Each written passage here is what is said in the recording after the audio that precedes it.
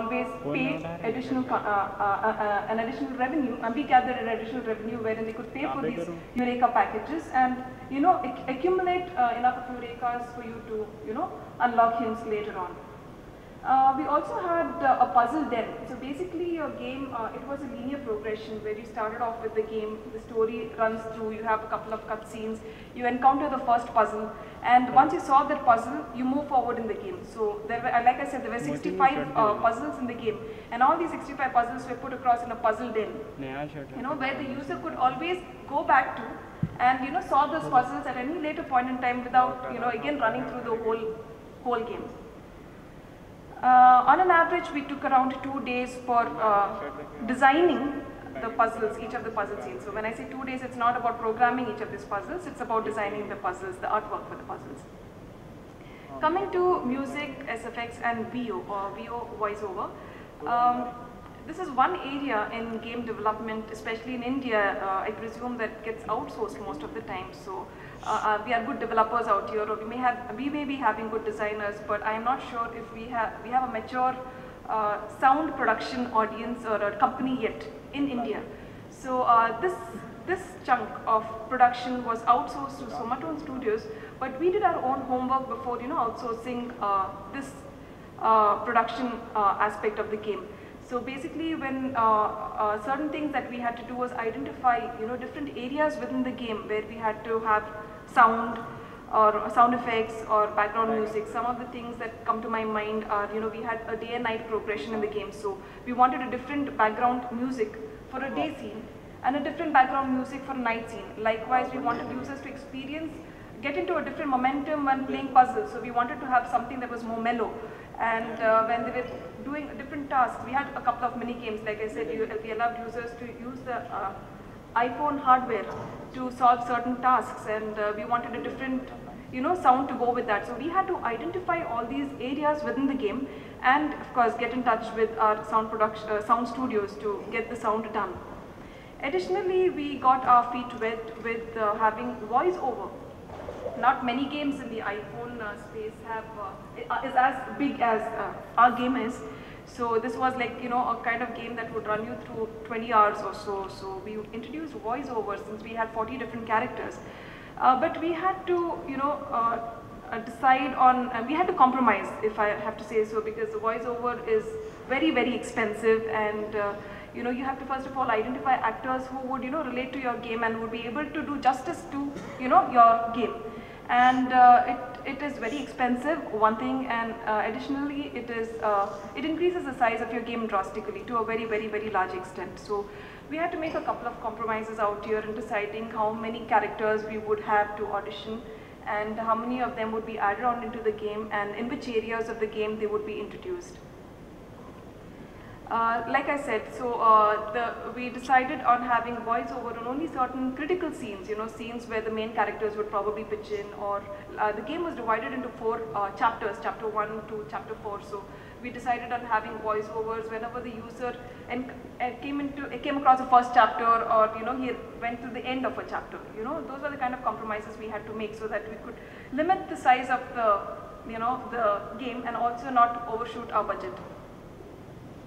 Coming to publishing, although we are a publishing firm by ourselves, we thought it would be best for us to get in touch with an external publisher so that we would get a better traction for our game, and we thought that we would not be able to do as much justice as an external publisher could do for our game, to identify the audience for our game and sell the game too.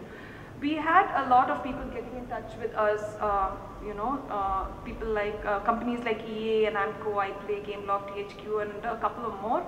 But finally, we decided to go ahead with Chillingo because they had the backing of Angry Birds, and we thought it was just the right decision to make at that point in time, and we have absolutely no regrets doing that. So on an average, our game took around 14 months of production. It included time involved in conceptualizing the plot, designing the artwork, getting the development done, having the testing done, getting it externally beta tested, and finally releasing it out. Of course, we had to also factor for regular updates. Once on the App Store, your game development, or it does not end with your first version. you always have scope for improvement, you know. You get a lot of feedback from end users which are either mailed across to you or posted on the review site. So we catered to a lot of feedback that we got from our end users, and we have been, you know, shipping out regular updates as well. So this is to give you a brief on the time and effort that we spent into designing our game. So I have made a few slides where I think this would come in handy to you guys. We have a lot of takeaways where I didn't find, let you know what things we did right with our production and what didn't go that well. So the takeaway one, what went right, partnering with Chillingo. Like I said, although this game was quite an ambitious title for us, it was a very, very, very big title for us, and we couldn't have done justice to the game, or, you know, we wouldn't be able to chase our audience appropriately as much as Chillingo could have with their networking space and their contacts. So we partnered with Chillingo, and I think that was one of the best decisions we took. Secondly, pricing the game right during launch. Pricing is a debatable concept, you know, people think that you should price your game a little higher because you put in a lot of effort into creating a game. Likewise, people think you should price your game a little lower because you think you will be able to sell volumes of the game. So we took the best bet amongst these decisions. We initially priced, we had an introductory launch price at $0.99 for the iPhone and $2.99 for the iPad.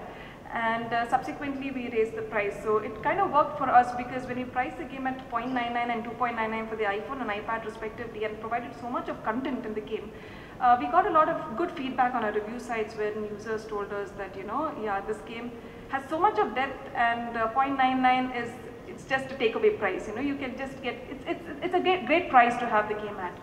And alongside, they were comparing the game to Professor Layton, and Professor Layton is a relatively expensive game on the DS. So when they were comparing the game, they were like, okay, we have a, you know, game of the caliber of Professor Layton on the iPhone, and it just costs 1/10 the price of the Layton series. So I think we did a pretty good job at pricing the game, and it worked well for us. Eurekas as in-app purchases. So like I said, the App Store module allows us to have DLCs, or downloadable content, wherein developers can make additional revenues, and likewise end users wouldn't mind shelling an extra buck or two if they like your game. So we introduced, like I said, the hidden object element, wherein people could identify Eurekas or in-game currencies within the game. They had to just locate them. It was just a hidden object element. And once they identified these elements, they could use these Eurekas to unlock hints. So we made sure that the users had enough of Eurekas to go through the entire game, but for people who found it yet difficult to solve the game, we provided this option of having the in-game currency. So yeah, we had a DLC price. We had 3 packages. One was, I think, priced at $0.99, you get 20 Eurekas, and $1.99 you get 50 Eurekas, and something of that sort.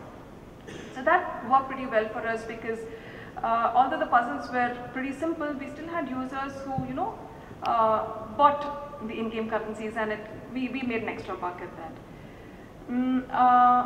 Listening to external and internal feedback, this was one of the biggest and the bestest thing I can say that we did.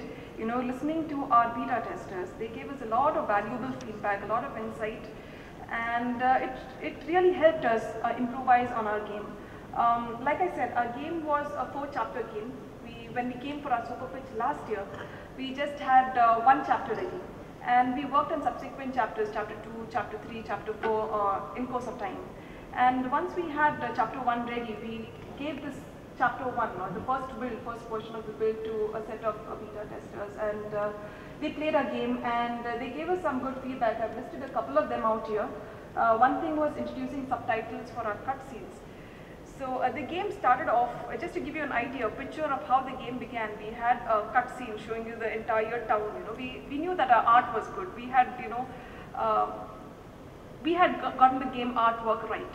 So we started off with showing a cutscene, a video clipping, and, you know, a voiceover running in the background, which would explain the concept and the scenario to a user, and then the game started moving forward. Likewise, we had a couple of cutscenes in between the game.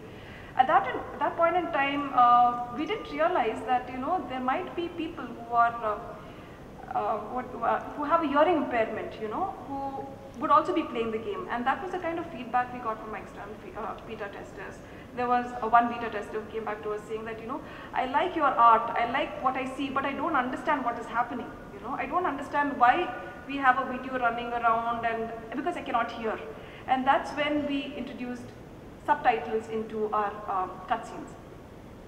Secondly, another feedback that we got was introducing dialogues indicating that voiceover would be stopped. Like I told you, having voiceover was costing us a lot in terms of the budget as well as the size of the game. It was massive. And we had to really cut short on those elements. So we decided on having voiceover just for the start and end of every chapter. And when our beta testers played the game, they were wondering why the voiceover would just abruptly stop, and they got back to us saying that your game is a little buggy. We can see the characters animating, but we cannot hear anything. And that's when they told, that we tried conveying to them saying that, yeah, it's working, it doesn't work for us having VO throughout the game. It's quite a massive game, and as it is, the images are, increasing, the artwork is increasing the size of the game, and adding VOs further might not be a good idea. Which is when we decided that, we should introduce a dialogue that said that voiceovers would be stopped from this moment onwards. So that was another good feedback that we got from our beta testers. Another option was to skip the cutscenes. So our cutscenes were not, they did not extend for over, let me say, 5 seconds or 10 seconds or more. We just wanted to have nice scenes which would allow the user to look at different visual aspects of the game. We had put in a lot of effort into the art. And we never realized that, the end user was kind of